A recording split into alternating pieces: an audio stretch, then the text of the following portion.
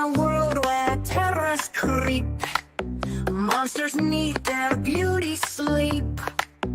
Dr. Black with steady hand heals the beasts across the land. Vampires and creatures of the night find their savior in Black's light. No more horror guaranteed, thanks to Monster MD. Electric bolts from a stormy sky, leather wings of a dragon's flight. A psychic sword cuts through the night, a fiery heart standing ready to fight. Southern nights, they rise and soar.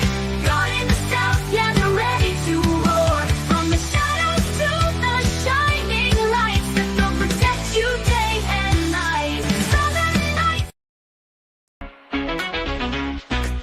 On a catwalk, Teresa struts her stuff, but the fame and attention just isn't enough. When the darkness descends, turning day to night, she takes to the skies with a blinding light. She's a sight to behold, sexy and powerful, brazen and bold. She's turning up for the fight, rooting out evil and shining so bright.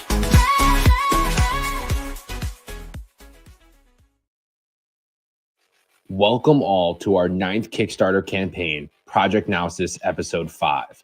This installment will be 24 pages with 3 amazing cover options. And in this world, there is no multiverse or do-overs, so the stakes don't get any higher. Now for the story.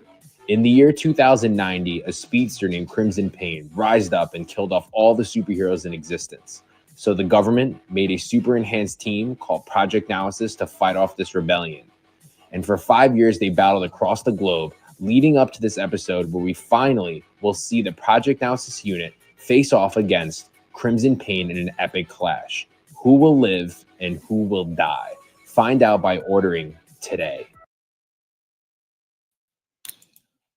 All right. I love a good superhero smash up together, teams fighting each other, especially when it's young in the series and you're still getting to know everybody. Welcome, everybody. I am RJ Carter, Senior Managing Editor here at criticalblast.com. And tonight, Project Naosis. I'm so glad you said that in the video because I'm like, you know what? I never asked how to say it.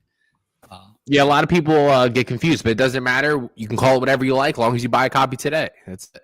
What's it mean? It must mean something. So I made up the word myself, but it means Project Mystical Warrior because they take these soldiers and warriors and give them the serum, and then the serum gives them enhancements, but then they're a classified unit to kill off these villains. So it's Project basically Mystical Warrior, but it's Project Naosis code. Okay. Are they, if they're just created then to fight this one person, so they're not public superheroes. They're not like out there doing the... So that's a great question. So with all the superheroes dead, this team was put into place, and for 5 years they were a classified unit, knowing that they existed. But this rebellion from this speedster is starting to rise up, and there's more people that are surrounding this guy, and they're starting to see different soldiers and stuff. And in episode 3, they're fighting in the middle of the city. So now the whole world says, "Hey, superheroes exist," and that's really where we start in volume 2. That people now think, "Hey, these are our superheroes," when really they're not. They're trying to do something else. And now it's a cross between both to see how we play out. And this issue at Project Naosis episode 5 is the first time ever our main supervillain Crimson Pain goes face to face with our Project Naosis unit. And every time our supervillain comes on page, people die. And when they die for good. Because there, as you said in the video, there's no multiverse. There's no, I'm going to go get myself another Tony Stark from this world. Yeah, no multiverse or do-overs. It's one tangent line of consciousness. So we're just pushing forward with that. And we do fatality. So if you don't see a fatality, assume they're alive. But if you see a fatality, they're dead. Okay. So like in most comics, if you don't see the body, then they're just floating down. You the don't see river and that coming out finishing on the- move. You know, people can get knocked out. People could take beatings, especially when they have powers. And then, but you see how it goes in here. Like this happened to one of the guys, and there's a cover of one of our books. Look at that, poor guy. Oh, he's been disarmed. Yeah. So head ripped off from his body. This is a real supervillain. And I want you to feel that in every issue of the stakes are higher and higher and higher. You know, quality super high on our books. We got amazing artists that work with us. All the people that you see doing the covers also do interiors. So we're not playing any games. So you're killing a lot of people. You're killing a lot of the superpowered characters. Yeah. Do you do that horrible, terrible, no good, very bad thing where you make the reader care about this character before you eviscerate them in front of their eyes? So, of course, there's going to be things we're building up to, but episode 0, which was our first installment of the series, we have 9 books out now. This is our 9th book. Our first book that we came out with, Project Naosis, episode 0, it was just following the villain. And in that episode, spoiler ahead, he kills off all the superheroes in existence. You see some that are on screen, and he kills over 90 million people. And this basically unites the whole government all around the world to say, hey, we're not going to be 3 separate nations, because at the time it's 3 separate nations. We're now going to be one nation against this one threat. But the superheroes are gone. Those were like the classic type heroes that would wear the tights and the spandex. And that's where we get these new warriors today that are ready for a villain of this magnitude.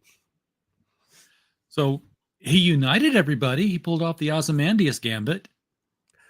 He did unite, and everyone thinks, you know, like maybe this is a one-person man show, and slowly they're seeing this is bigger and bigger than they think, because as they were doing something for 5 years, clearly this villain was doing something for 5 years too, and he was planning something, and we're at that next plan with episode 5. Okay, so episode 5, which is pretty much the 6th book, we're going to have a 0 issue counted in there as well. 6th book, but we also did a one-shot just under supervillain, and we had 2 prequel books so far. So that's a lot of books. So that's this is our 9th book. Numbering. Yeah, so we bounced around a little bit, and now we're gonna go. We're continuing with the Project Naosis, but we still have other one-shots that are coming in 2025. Are all of these going to be available in the add-on section? So for Project Naosis, the campaign, I tell people 2 things. Episode 5 is the 2nd installment of Volume 2. I purposely will make every volume an easy reader get-in. Of course, there's going to be lore and things that are happening, but you'll know what the objective is for this volume. And episode 4, you can add on to the campaign, or you can add on the trade, which has our first couple issues, our first volume, or you can even add the spin-off books that we have as well. So tons of cool stuff to get. Very nice. Okay, so instant library time, folks. If you're out there and you like superhero battles, Project Naosis has got your afternoon covered. You can. And the books are anywhere from 24 to 40 pages on each issue. This one's 24 pages, and they're all $10 books. You know, so the trade paperback on my website, it retails for $50, but for $50 you can get the trade paperback and the 2 newest issues. So you're getting a big steal on that too with this campaign if you want to catch up, because I want people to be diving in the series. And of course, like the farther we go, it'll be easier to print more books from the back catalog as well to make things cheaper. So what kind of feedback are you getting from fans? I mean, do you go to conventions, or do you have? So I do a lot of conventions. On the Kickstarter, you'll see a community page too, and then we have Instagram. We have over 3,000 followers, 2,000 on LinkedIn, and we have a bunch of other places. But yeah, we do. So I do San Diego Comic-Con, New York Comic-Con, Terrificon. My second convention was San Diego. We're doing it 4 years in a row. We just got confirmed last month early for San Diego. We're of course confirmed for New York. We do really well. We just got featured in Forbes for the 3rd time, and this one was for our booth at New York Comic-Con. We were the only creator to be featured in Forbes, because the person from Forbes loves our books too, which is awesome. That helps. Yeah, that helps. And we do really well in the convention scene. That's actually where my strong point is in business, in-person sales. And that's why I'm able to fund 90% to 100% of all these books before these Kickstarters even happen. So 3,500 is our goal. We're already there. You're guaranteed your books. Realistically, around that 8,000 mark is really where we're profitable for the book. So the more the merrier, but you're getting your books guaranteed, because I know we're building an audience for something new, for something to dive into. And I wanted an easy buy-in for people because we're going to build something great. We have 110 backers. I think like 85 of them are returning 2 or more backers. So that's good. and we're building that market. And some people just like getting them at the conventions, but the pre-orders are really what get us through. And the bigger we can get this, the more books we'll put out, because trust me, we're going to be putting out a lot more. Do you ever have anybody come up to you and say, hey, I really, really love this character here? And you have to think to yourself, you don't get too attached to anybody. So a lot of people that post, some people actually post their favorite character was a character that was in one book and died, or two books and died. And that's great. That's the whole point. I want to keep making turnover characters or new characters. And there's going to be, of course, characters that can make it to the end or make it halfway or make it a couple more. But that's what makes this thing tangible, in a sense of like you're actually consumed by it. Because if the superhero is never going to die, you're going to go into it like, okay, I'm going to have a book. It's going to have great art, but where are the consequences? And I want to make something that has consequences, that we're not like a monthly book, that we're like a quarterly book. And we're trying to put out as much as possible. So yeah, people like characters. Even my own artist, that's a great example. My own artist, Samuel, he's been with us since Project Naosis episode 2. He's doing 5 and he's doing 6 right now. And he says to me all the time, he's like, I don't want to tell you who my favorite character is because you'll want to kill him. And I'm like, no, it's not. If anything, that's going to help me not kill him, because you like drawing him more.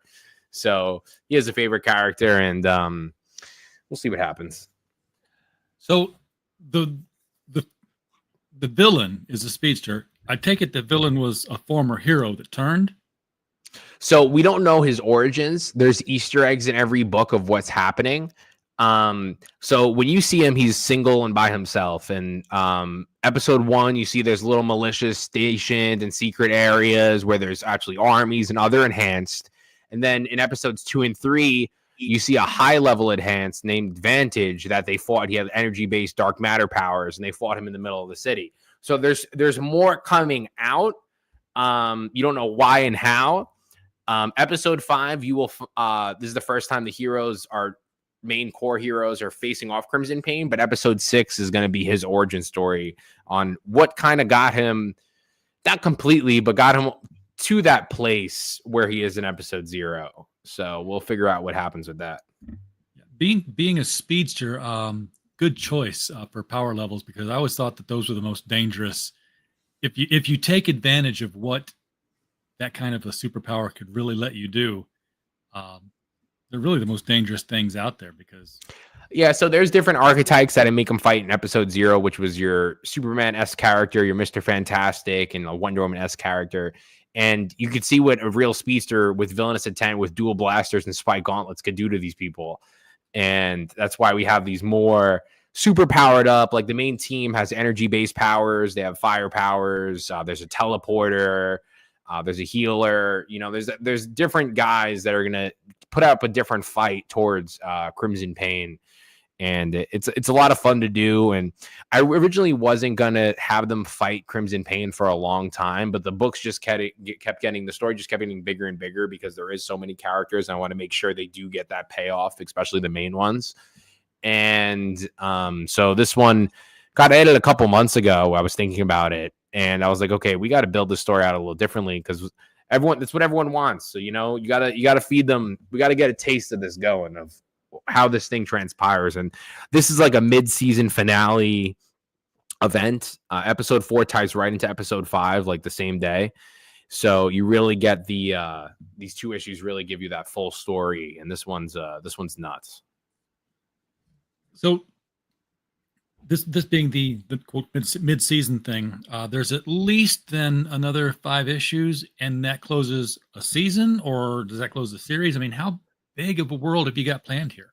So we're going for 30 to 35 issues. We have 35 scripts done, which it needs to be done. Like there's certain things that I wrote a couple months ago that I'm figuring out the interior on, but that's like around like 20 and 24. The main things that happen, they keep pushing forward, because I came up with this original idea, and the original idea I thought was way too complex to give a new reader. So we're working towards that idea. So that issue 35 could either be the end, or it could be the beginning of something new. But I just wanted to make my own world. And we're really pushing for those 35 issues, though. Like so this one will come out anywhere from February and March of 2025. We have episode 6 in production. We have a one-shot in production. So you're guaranteed at least 2 more books from Project Naosis for 2025 on top of this one. And we have another book with our publishing company that's coming out as well. And then there's possibly room for 1 more. And piggyback on your question to do that loop back. So volume 1 is 0, 1, 2, and 3. Volume 2 is 4, 5, 6, 7. That what I would say would be your season 1.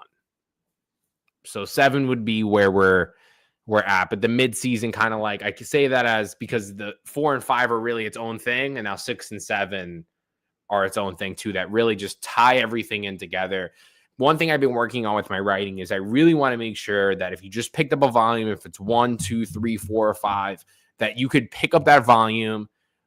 You're not completely lost. You know what's going on, and you're going to see things pay off in those 4 issues. Of course, things are going to carry on to the next one, but there's going to be a lot of payoff between every issue just because, you know, it's not a monthly book. It has to be something that when you get fulfilled. And I try to make sure each book has a beginning, middle, and end. So, and then I do the same concept with the volume as well, but still keep it ongoing. And that's tough with only 22 pages to work in and still to be able to tell a story that's fulfilling. I mean, especially, and I can't say that this was with your books because I haven't had one in my hands yet, but especially with modern comic writing. I did a study a while back where I looked at the 60s, the 70s, the 80s, did whole 12-issue runs. And the trend was that there's a lot fewer panels and a lot fewer words in an issue these days. Whereas, you know, the 1970s, a comic book, 22 pages, would keep you busy for 20 minutes with a lot of reading to do. Now it's a lot more, it's not more condensed, it's actually more expanded because people are doing like what you're doing, these 35 issue, mega arcs that tell a big story, but in comic book format and still subscribing to the 22 page per issue. I see it as, so they're mostly all 24 to 28 pages. Episode 1 was 40, and so our volume 1 was 120 interior pages. So you get 120 interior pages. Episode 4 was 28, and this one's 24. The next one's going to be 28. It just matters how much I could put in the story to make it work. Our one shot was only 20 pages. Like, it just matters. But I really want it to grow, like the same way an HBO show or an anime, like you see the growth of the characters every single season. And I want that to carry through. Like, I don't want the things that we do in this issue not to matter in 3 issues. Like, everything that's going on is going to matter. And it's really going to connect everything for that long-term viewer and also fulfilling for that short-term viewer, because I would say 60% of my books are mostly action. This one we're condensing a lot more in, but like they're really action-packed. And there's a lot of crazy things that go down. So with the story that big and, you know, with that much thought that you put into it, are you looking to expand beyond the comic medium with this? Have you approached anybody for another way of presenting the story yet? Or is it that? I want to build out the volumes before I would even think of that. I want to make a great comic book first. Because right now, like if you read volume 1, you're like, okay, I know what this is, right? But now when you read, and this is what happened, people picked up 4 and they were like, wait, this is very different than what I thought this was going to be. Like, the more it's bigger, the easier that something would be to sell. I've had people come up to me early stages wanting to invest. I don't take any money. This is all my thing. I want to own it. I want to make my own. This is my baby. Like, I want it to be the best thing possible. And then after a very successful comic run, if I want that first, that's like the main priority. That's what makes the best shows. I mean, you have people who do go into comics with the idea that everything is a Netflix pitch, and it comes across that way. But you know, the shows the comics that do become a movie that's any good started out because they were a great comic to begin with. Like our last campaign, our first day, we did $600. The first day, our biggest one, we did $932 in the first day. This one, we did $1,732 in the first day. It's growing. This is the month of don't release. Like, you know, December and January are like don't release. And my best one, the one I'm comparing it to, was a January release. So I'm testing the waters of everything, seeing what works, the lingos and stuff. But we have a product spending on Christmas. Yeah. And but it's an easy buy-in, and I really want to get to that. Like, we're at 110 backers. The most we ever did was 140 on one campaign. Once you're at that 1,000, that's really where this thing could be a machine. And I definitely see that by, I definitely think we're going to get there by the end of this rodeo. I definitely hope we're going to be there around the 10th issue. So we're just going to keep putting out content. Let's take a look at who the characters are here. Now, this is, this collage right here. This is Crimson Pain on the left. Let's introduce the heroes. So to the right is Omega. He's the leader of the Project Naosis unit. He has energy-based powers. Think of like your Goku, not flying and stuff, but you can shoot energy, purple energy. It's super cool. He's our leader of our unit. He's a former general for the Americas nation. That was a former nation. Right there is going to be a double-page spread. You're going to see that full one down there. So it's Omega, and then to the left of him is Thorn. Thorn can pull out spike projectiles and either use them like claws, or you can shoot them out as well. And of course, there's a growth period that he has to juice back up for it, but he can do it pretty frequently. Okay, so he wouldn't be just like machine gunning them out his wrist. They can come though. Like he could be fighting. He can have them a couple during a fight, but nothing like right away, like, because then he would just be gone for days. Yeah. Let's see who else we got here. That's Crimson Pain. That's a panel from Omega 2090. That's Crimson Pain just completely obliterating somebody. Of course, it looks even crazier. That guy's eye shooting out of his head. You have the eye in there.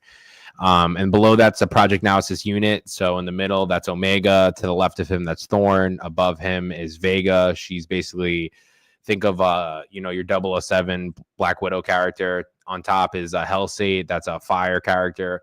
To the right with the blue energy, that's Lithium. That's actually Omega's younger brother. So there's a 40% success rate if you take this serum. So if you take it, 60% chance you die, 40% chance you become an enhanced. If you can take, like, for example, I have two brothers. If I successfully could take it, my genetic code, it could work for everybody else that's in that bloodline.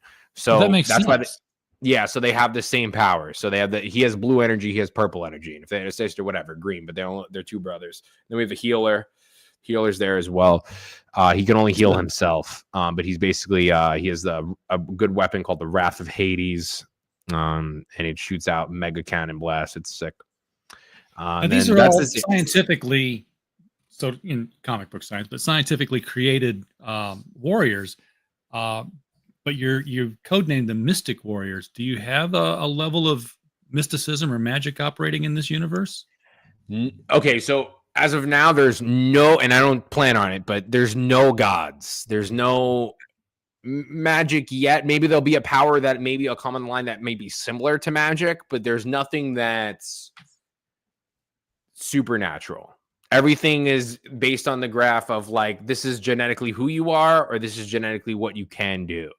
So for example, if someone was born that way, I wouldn't be like, hey, I can make a potion, but maybe they can do some cool Doctor Strange shit, maybe. But nothing that involves time, nothing that involves I can bring you back. Because if you could talk to a god, that means they can bring you back. There's no gods.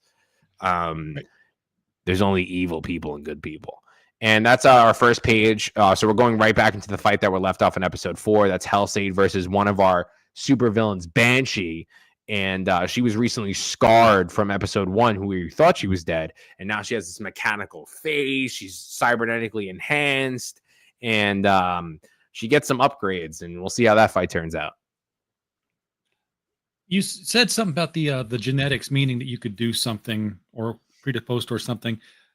Are all the heroes, and this includes the ones that were killed off to set the world up, were they all created by something happening to them, or do you have like the mutants? Are that some that are just born capable of doing a super? There are people that are born with powers. These people are not born with powers. For example, Banshee would be born with powers. She could screech like Banshee, like shoot the sonic rays out of her throat.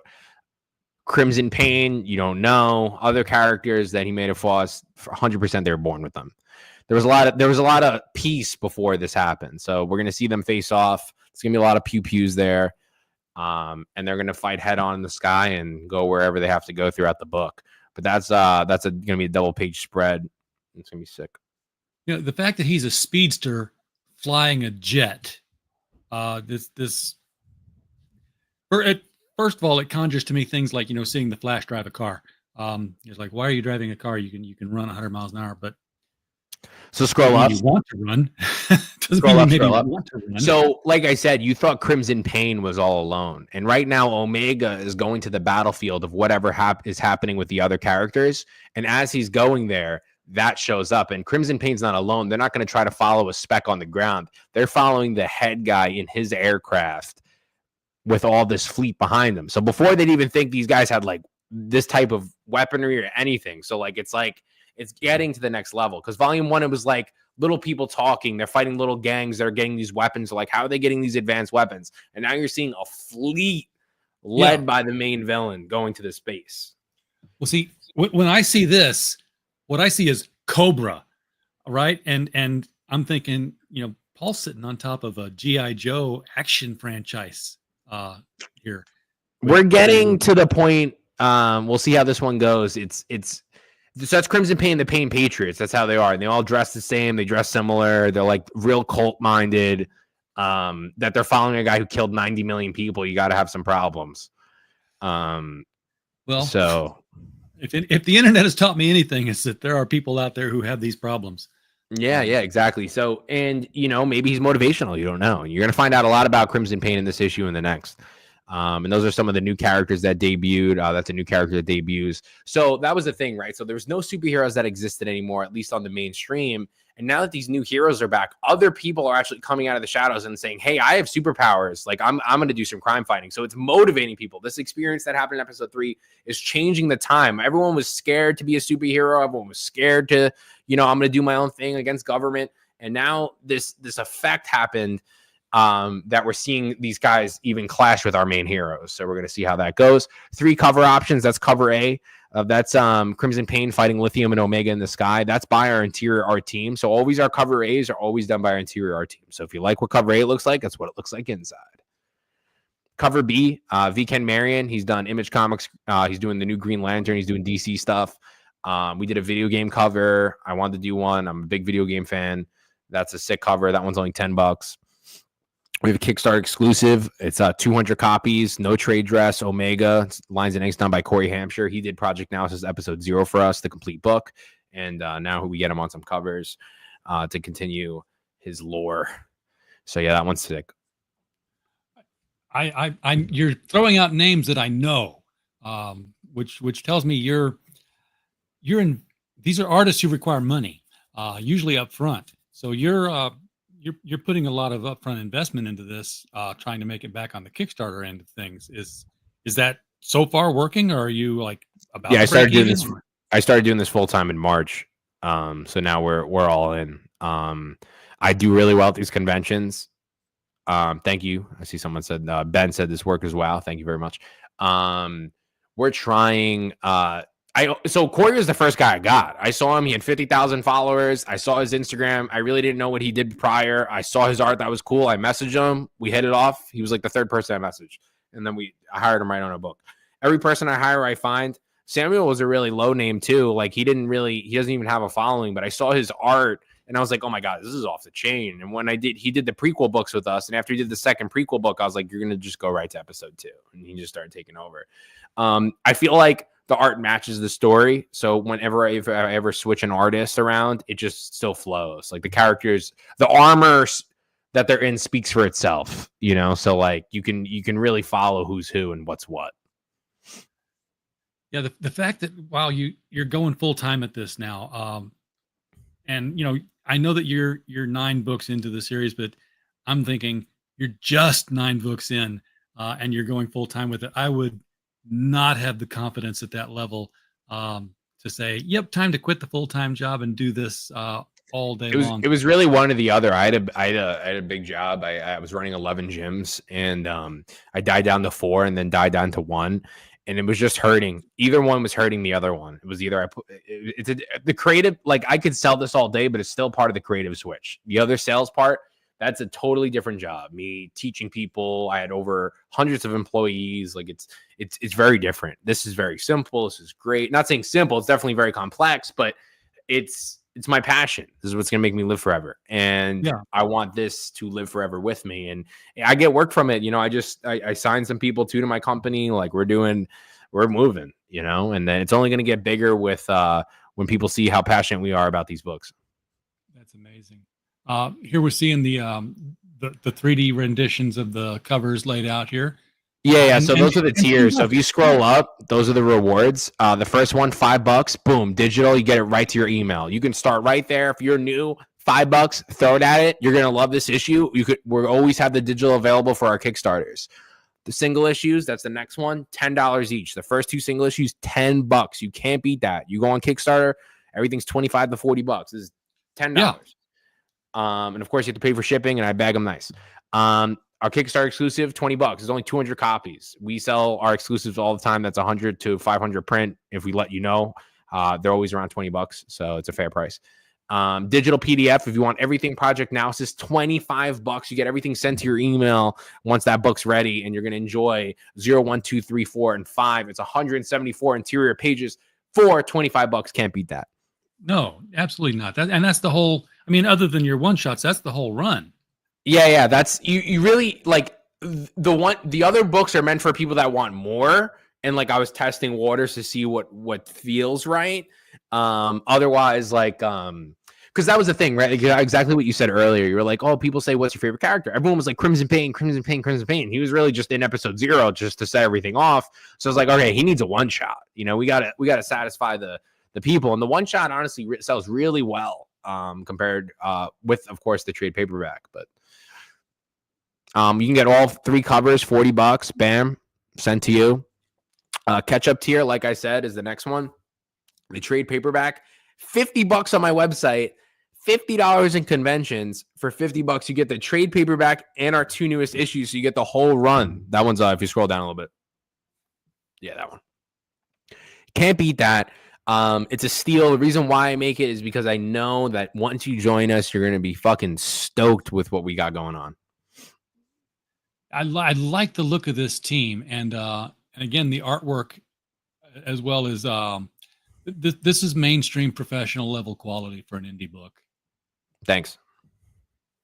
That's what we're going for. And then we have the next one, $80. So for 30 more bucks, you get another 3 issues. You're saving a lot of money on this stuff. We have a lot of fun with it. You're backing something that's, you know, creator owned, ready to roll.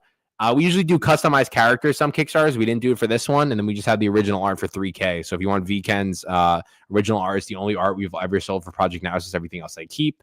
But that one is a variant cover for the newest issue. So I was like, you know what? If people want it, go get it. You go. Oh, fantastic. So let me ask you this. Why are you making comic books? Why is this your passion? I mean, what was your gateway drug into this addiction? So, always read comic books, love movies, on and off forever. And then the New 52 got me really hyped. I love the New 52. I think that was one of the best things ever. I love the Batman, I love the Aquaman, I love the Flash, I love the Justice League. That really got me going. I love those guys. And I still follow those guys, a lot of them, like Jeff Johns, Scott Snyder. I buy the majority of their books that they come out with. And then I stopped for a little bit, and then I was picking up books here and there. And then, you know, I was working. I had a different job at the time before I was doing all the gyms again. And I had a lot of time to think. And I thought of a great idea for a story, you know, because I always consume. And I was like, there's no story like what I want. Let me just make it. So I thought of an idea. And in 6 months, I had my first book. And I did everything myself. And, you know, of course, with a team that I hired. But I write, edit, and publish it. So, you know, so we haven't looked back. Any writing at all before that? No, and from the reviews, my writing's pretty good. I've written for some movie companies now for some stuff for them, like for they're making their own books and stuff. I hired some teams for people that were hopefully. I finished a book over a year ago, and they still haven't released it. But I just got an email today saying that they're seeing what they're doing, that they're releasing some books with another company, and they're going to try to copy that format to release. But it's a really nice book. Waiting for that, and then I get these, you know, because the writing's good, you know, and I'm designing my own characters. I'm using this out also as a proof of concept as well for myself, because the only way to break into the industry, it's different if you're drawing. You can draw Spider-Man and send them Spider-Man. There's no one's going to pick up a script. I would never pick up a script, you know what I mean? Like, and be like, oh, you're good to make comics. Like, I was like, no. Let me show them I can write, edit, and publish and hire. And, you know, hopefully they hire me. And some people have, and we want Marvel or DC to take a shot at your boy, but we'll get there. Well, I don't know if you'd want to go there. I think that you should show Marvel and DC that you're gunning for them. I'm realistic. This one's going to do great. It's definitely helping. It's definitely getting things rolling, and it's my favorite thing I love to do. But you know, Batman, Darth Vader, Superman, Ghost Rider, those are all people I would really love to dive into that box for. And I still pick up books weekly and monthly. I think a lot of Image comics are great right now. I think a lot of DC comics are great right now. And I honestly, truly think it's like probably the renaissance is now and coming soon of comic books. So if that's through independent, if that's through mainstream, there's a lot of guys on top of their game right now. And I'm happy that mine can stand with it, you know, but I would not say I am Spider-Man yet, but I will get Spider-Man. I will work for these companies for sure. You know, that's my goal. I'm with you on Jeff Johns. Anything that he writes has always been entertaining to me. The only time I feel like Jeff Johns fails is when too much time happens between a promise and a delivery, and an editor changes things. So his Geiger and his Red Coat are off the hook, and that's what's getting me going. Those are 2 new books from Image Comics. I'll gladly shout them out. I put them on my story all the time, every time I read them. And he's super nice guy. Going to all these conventions, I meet a lot of people and talk to a lot of people in the field, and nothing but great experiences to all these people. And they're definitely very motivational and very good help when I ask questions. Yeah, I felt he got too reined in at DC by DiDio and whoever else was running it at the time, because with the 3 Jokers, that was almost a 10-year wait for that promise to come to pass.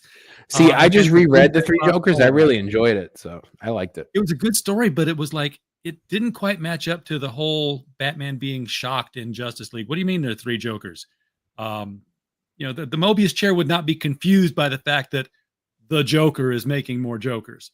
It would say, well, it's this guy, and he's, but I was waiting to find out that there were actually 3 and had been 3 for a very long time, and had been operating in as a triumvirate of sorts. Didn't get that, but I was more disappointed with Doomsday Clock because there